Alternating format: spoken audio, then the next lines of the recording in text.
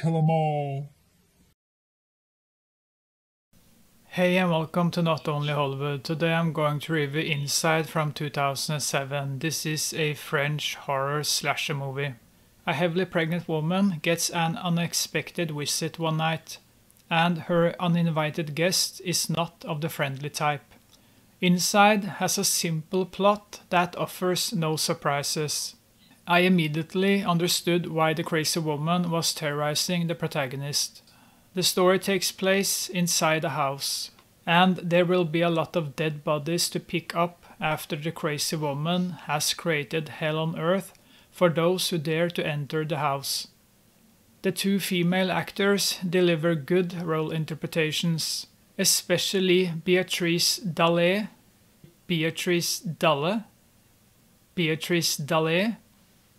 who plays the crazy woman. She's creepy with an enormous gap between her front teeth and a giant lower lip.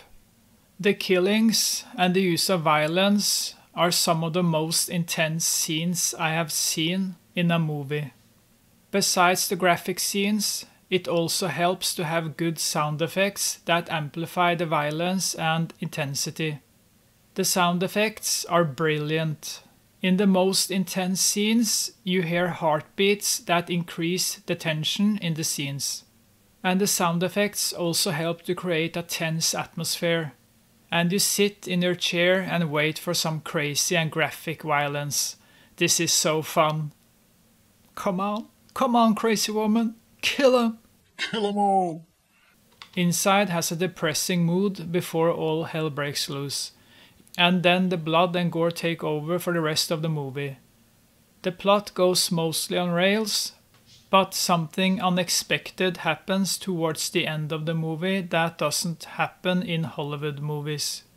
I just have to mention the start when the antagonist first appears outside the protagonist's house. What an amazing sequence we are witnessing here, especially when she hits her fist so the glass cracks. This is the reason I love movies, and the first time she's inside the house is perfectly shot. What a scary ghost woman. Come on, crazy woman, kill him. Kill 'em all. Inside has no problems with the pace because the runtime is only 82 minutes. The protagonist spends a lot of time in the bathroom, but don't be afraid, because the protagonist gets a lot of guests and they get theirs. It surprised me how many people she killed during the short runtime. Inside is a raw and graphic movie that has some wild and energetic scenes. I love slasher movies that show us close-ups of the injuries when someone stabs another person and we see blood squirting out of the wound. I also love to see good practical effects. I have always liked it since I was young and dumb, but I can't stand the sight of real blood. If anyone is bleeding around me, I'm the first man running away, and you will just see a dust cloud in the distance. So don't ask me for help if you are hurt. I'm just gonna Run. If you like slasher movies, you must watch Inside. This is a real classic.